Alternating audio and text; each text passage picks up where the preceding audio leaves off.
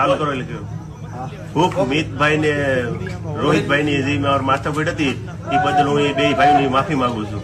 અને આહિર સમાજ ને આહિર સમાજ ને ખોટું લાગ્યું હોય તો એની બી હું માફી માંગુ. ક્યારે આહિર સમાજ સામે તો જોવું જ નહીં. આહિર સમાજ સામે હું કોઈ દિવસ નહીં જોઉં.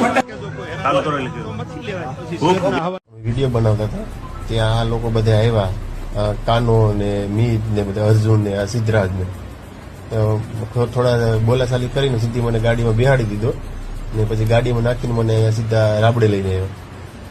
કેટલા લોકો હતા?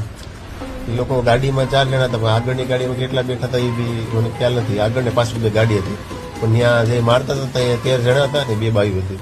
મારવાનું કારણ શું? આગળનું એક મન દુઃખ હતું એ ને એક આ જે અત્યારે સોશિયલ મીડિયામાં મેં એક ખજૂરભાઈ પક્ષમાં એક માજીનો ખુલાસો કરેલો હતો, તો કીર્તિની વાંધો એવો છે તે એના કારણે આ બધી થયું. કેટલા લોકો હતા અને કોણ હતા મારવામાં? આ કાનો હતો ને સિદ્ધરાજ હતો ને મીત, અર્જુન ને આ બીજા નામ નથી આવડતા. ક્યાં ક્યાં તમને માર્યા છે ને કેનાથી માર્યા છે? ધોકા હતી ને સરી હતી. હાથમાં મને સરી મારી, માથાના ભાગમાં માર્યું છે, મારા કપડા કાઢીને મને માર્યું. તમને લઈ જવાનું કારણ શું અને કોના દ્વારા બન્યું છે? વિડીયો કોલ થયા હતા, તમારા વાળ કાપવાની વાત હતી, શું હતી હકીકત? સિદ્ધરાજ કરીને કોલ કર્યો હતો કીર્તિ પટેલને.